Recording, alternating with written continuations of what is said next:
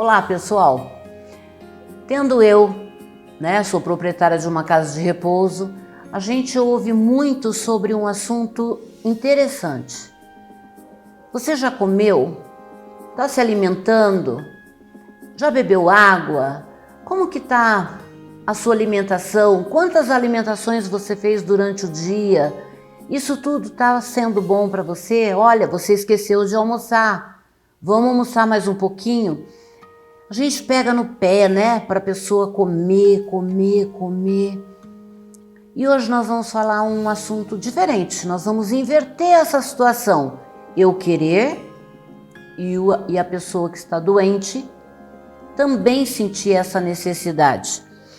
Então estou trazendo aqui novamente a fonoaudióloga Karina Portela, que já é nossa amiga há muito tempo, tem trabalhado conosco aqui no nosso programa, levando esses temas que influenciam e fazem você entender o que a fonoaudióloga faz hoje dentro de um hospital, dentro da sua casa, leva para você ensinamentos para compreender a dificuldade do nosso dia a dia.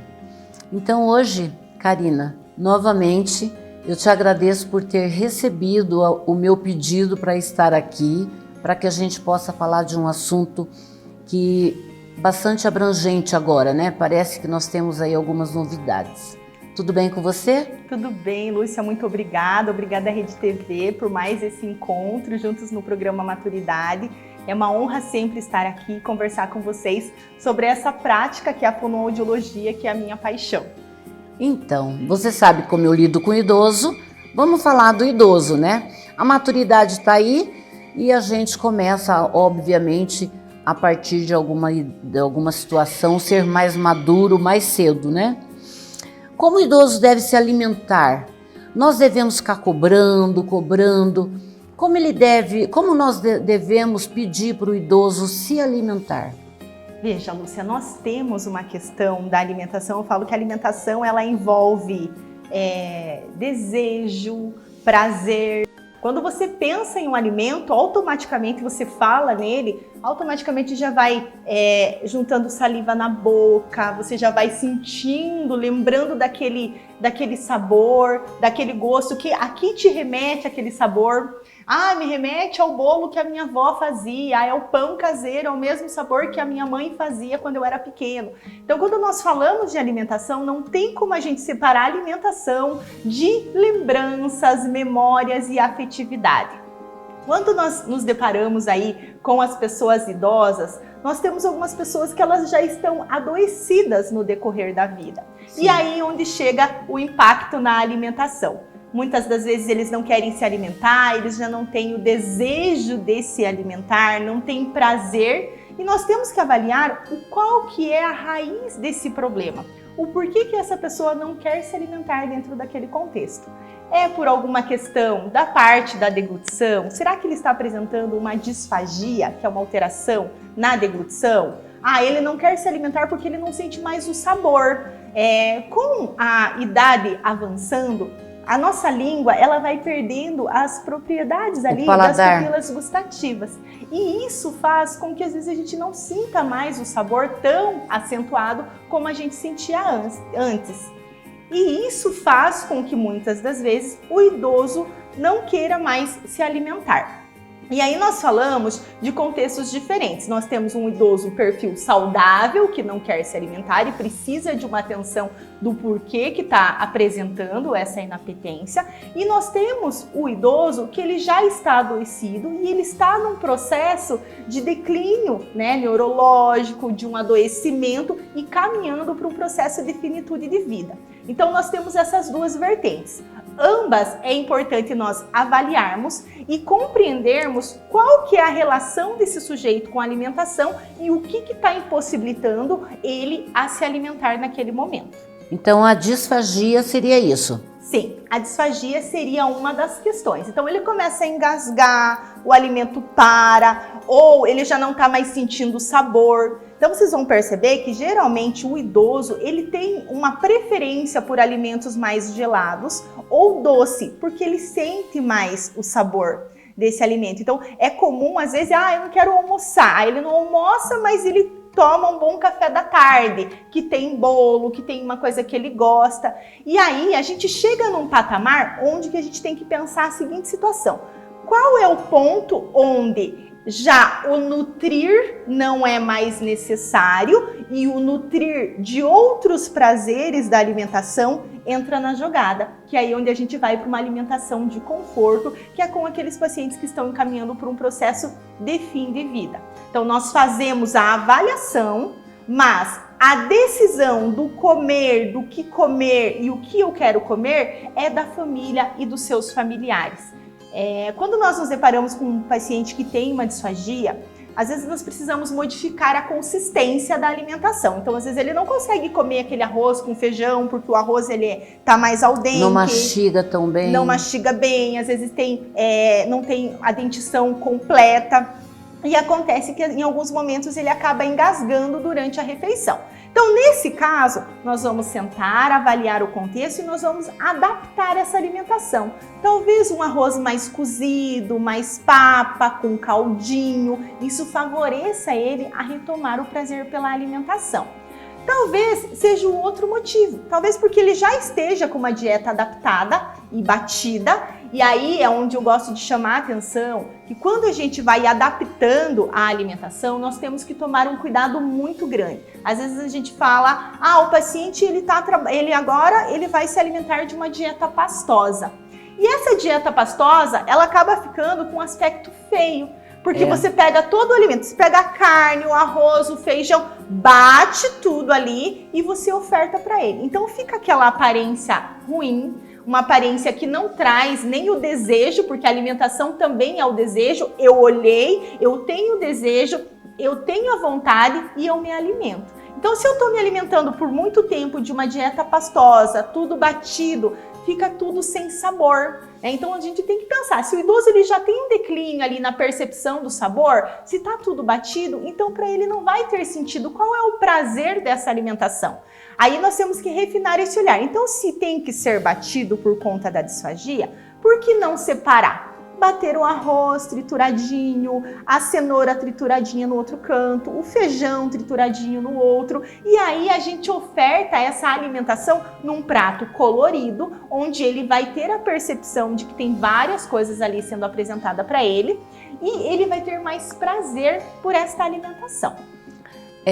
Eu sempre, quando eu preciso de uma avaliação aqui na Casa de Repouso, eu te chamo, né? Eu gosto muito que você é bastante expressiva, você fala bem, então eu gosto de ouvir como você avalia esse morador.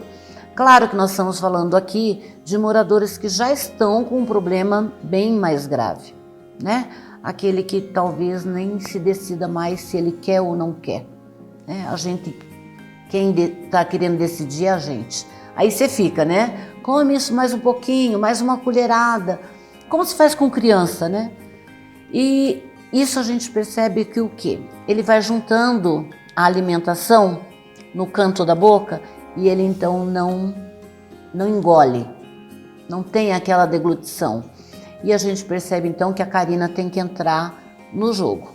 Aí a gente conversa com a família, né? Explica para o familiar como está a situação e se ele quer uma avaliação fonoaudióloga. Eu acho bastante importante porque no momento em que você faz a avaliação com vários tipos de alimento e a família participa, ela então percebe que aquele alimento ele não está mais engolindo. Quando você percebe isso e fala para a família o que está acontecendo, normalmente você já manda para a alimentação integral? Então, assim, nós avaliamos e é muito importante que esse cuidador, esse familiar esteja presente. Porque quando chega nesse patamar, existe um sofrimento muito grande da família. Porque alimentar culturalmente, para nós, significa cuidar. Uhum. A partir do momento em que eu não consigo mais alimentar, representa, né? Eu fico mal. Deixando de cuidar. Eu fico mal. Estou deixando de prestar os cuidados devidos a ele. E aí, esse olhar é bem importante quando a gente toma a consciência da família. Por que ele não quer comer? Será que ele quer comer? Será que ele ainda decide? relembrar como que ele via antes, né? Se já foi discutido com esse familiar querido, se ele, quando ele via uma pessoa com sonda, ou se eles chegaram a falar de repente nesse processo de fim de vida, qual que era o desejo dessa pessoa. Porque o desejo meu é diferente do seu. Sim. E também diferente dos nossos pacientes. E também das famílias. Cada um tem um contexto, uma realidade, e a alimentação toma um lugar e um papel fundamental para cada um. Então, quando a família está junto, nós vamos identificar como que era a alimentação dele, o que ele mais gostava. Será que era desejo dele se alimentar por uma via alternativa? Hoje nós temos a sociedade, né, de geriatria e gerontologia que já tem muitos estudos falando que não existe um benefício em passar a alimentação por via alternativa, que é aquele caninho que vai Sim. pelo nariz ou pela gastrostomia, e que isso não vai trazer benefícios para o paciente. E muito pelo contrário, em algumas situações vai trazer um malefício. Então, o que acontece? Ele já não está comendo e aí nós temos que avaliar qual o processo que ele está e se vai ser benéfico para ele uma alimentação por via alternativa. Nesta avaliação, a decisão, essa tomada de decisão que é muito importante, ela é compartilhada. Não é a Karina, a fonoaudióloga, que vai definir. É a Karina em contato com o médico, com os familiares e com todos os familiares envolvidos nesse cuidado, porque às vezes para um é muito claro uma coisa, mas para o outro não. Então se alinha a percepção do que é desejo dessa família e aí a partir desse desejo, dessa decisão, nós tomamos a conduta. Vamos passar uma sonda? Vamos passar uma sonda. Uma coisa que eu gosto sempre de posicionar, tem alguns casos de pacientes que já estão demenciados e até é uma das coisas que a Sociedade de Geriatria fala muito, que quando se coloca a sonda nasointeral, alguns têm agitação. Sim. Então eles, às vezes verdade. dormindo, sem querer, eles arrancam aquela sonda. E por ter esse processo, às vezes, de arrancar essa sonda, em alguns momentos eles precisam ficar contidos, com os braços contidos, para que não arranque essa sonda. Então a gente sempre tem que pesar na balança, né? O que é importante e o que vai trazer qualidade. Querendo ou não, é uma agressividade, né? A gente sente isso. Então é só a gente refletir. Será que no meu fim de vida, né, se tiver numa situação em que eu precise colocar uma sonda no nariz e me manter preso numa cama, será que isso é qualidade de vida para mim? Talvez para mim não, mas talvez para o outro sim. Talvez aquele outro, ele precise dessa alimentação para ele se manter mais tempo ativo, para ele tomar um medicamento que vai trazer todo um contexto de melhora no quadro dele. Talvez ele vai aproveitar mais o netinho, o filho, né? Então talvez nós temos que observar todas essas questões para que a gente trace e seja assertivo naquilo que é desejo da pessoa. É difícil tudo isso, né? Você envolver todo mundo num processo que vai decidir ou definir, né, qual é a melhor conduta a ser tomada. E eu falo que assim, existem percursos para que isso torne-se mais leve. E quando eu dou as minhas aulas, eu sempre falo que eu começo falando na minha aula sobre morte. E aí os alunos têm um impacto, mas por que vamos falar de morte? A morte, ela faz parte do nosso processo da vida. E aí, como que um fonoaudiólogo falando de alimentação e deglutição vem falar de morte, né? Quando a gente pensa que nós somos seres finitos, nós temos que pensar sobre o nosso envelhecimento, sobre o nosso processo de talvez adoecimento e sobre aquilo que nós queremos no fim da nossa vida. Tem um aplicativo muito bacana da Sociedade Brasileira de Gerontologia que chama-se Minhas Vontades. Até fica a dica para vocês procurarem na internet e baixarem. Esse aplicativo, ele traz algumas perguntas que nos fazem refletir. E se fôssemos nós num contexto, né, de que o outro talvez tenha que decidir por mim, ou eu decidir perante um adoecimento, o que eu quero para a minha vida. Quando a gente reflete sobre essas questões, tudo se torna muito mais leve, porque eu já vou comunicando os meus familiares, os meus entes queridos, o que eu quero para o meu cuidado. E esse cuidado, ele precisa ser centrado no paciente, na pessoa que está cuidada. Tem uma frase que muitos falam, eu cuido dele como eu gostaria de ser cuidada. E eu falo que tá errada Tá essa errado, frase. Eu tenho que cuidar do outro como o outro deseja e desejava ser cuidado. Só assim eu consigo fazer um atendimento humanizado, voltado e centrado para o valor, para o interesse e para aquilo que é importante para aquela pessoa naquele momento. É um egoísmo, né? Você achar que você está cuidando do outro conforme você quer que... Será que você quer ser entubada? Será que você quer, no final da sua vida, estar contida, né? Para não arrancar, broncoaspirar? Existe aí um processo bem difícil para o idoso, principalmente aquele que já está bem no finalzinho, né? Será que nós estamos cuidando dele conforme o que a gente quer para a gente? Exatamente. Fica uma pergunta aí para você de casa, que está passando por isso, né? Ver a pessoa sofrendo tanto, às vezes com escara pelo corpo, né? São feridas, são doenças que estão agredindo mais e mais esse corpo. Então a gente precisa deixar de cuidar dele conforme a gente quer? Ou será que a gente cuida dele conforme ele quer? Né? Então isso é uma coisa para a gente ficar pensando, verdade. Eu sou uma pessoa que eu morro de medo, tá? De deixar alguém morrer de fome. Que essa é é o crucial. Será que essa pessoa não está comendo? E se ele morrer? Eu deixei ele morrer porque ele não comeu? É uma preocupação minha. Só que eu também já estou mudando o fator de analisar conforme você está falando. Por isso eu trago você sempre para fazer essas avaliações, porque eu aprendo muito. E a gente vai amadurecendo algumas ideias e tirando alguma coisa que está pesando na nossa cabeça, no nosso coração, coisas antigas, né? E aí trazendo coisas novas, procurando saber o que a fonoaudióloga Karina está querendo me explicar, está querendo me ensinar.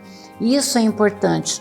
A minha preocupação é vista como exagero?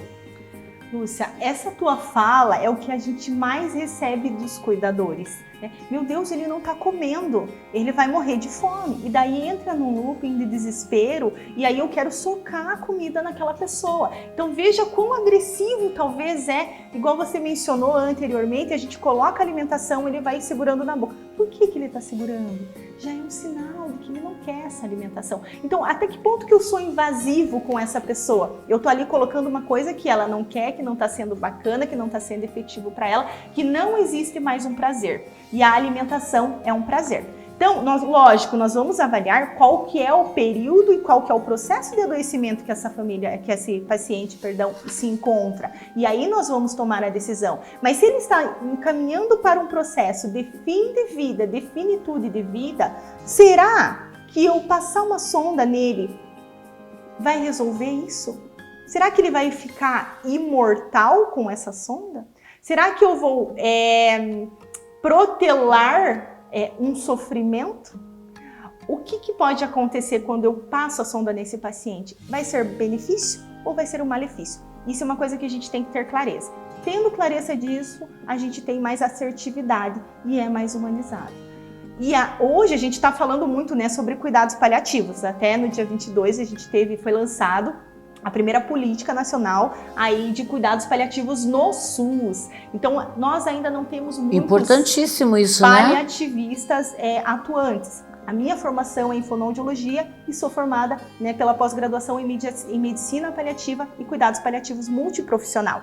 E quando eu fui buscar essa avaliação, eu me deparei com um caso exatamente de uma paciente onde ela não queria comer e eu me deparei com uma família falando, a gente não quer sonda. E eu pensei, eu vou deixar a minha paciente morrer de fome. Eu fui formada em uma bagagem de ser curadora. Eu vou lá, eu vou curar esse paciente, né? E isso é o que vinha a medicina. Então, tem muita tecnologia que mantém a vida prolongada a qualquer custo. E só que esse a qualquer custo muitas vezes não tem qualidade de vida. E aí eu fui pesquisar cuidados paliativos. E quando eu fui estudar sobre isso, eu comecei a ter um olhar totalmente diferente do ser humano e entender que aquele desejo dele precisa ser prevalecido e não o meu desejo. Mas, às vezes, a gente cuida como aquilo que é bom pra gente, né? E lógico, era uma paciente que estava, nesse contexto do exemplo, ela estava num processo de fim de vida. Ela não queria comer, então tinha dias que ela comia 2 colheradas, tinha dias que ela comia um prato. Mas neste patamar, nesse momento do adoecimento dela, não tinha mais o objetivo de nutrir com a alimentação.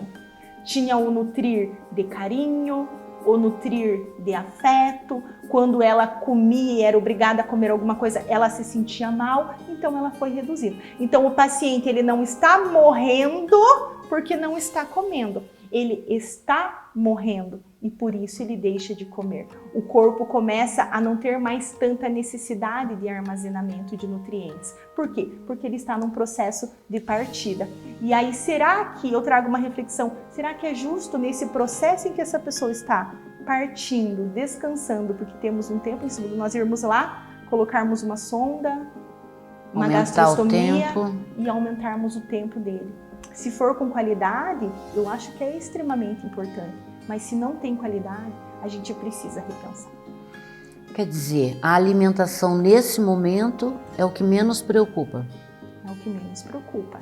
Então, quando a gente está falando de um fim de vida, é a família estar perto, é a família dar carinho, é a família. Já temos, né, vários estudos falando sobre a massagem aplicada, o nutrir do toque. É um nutrir diferente e é um nutrir que a gente não fala sobre ele.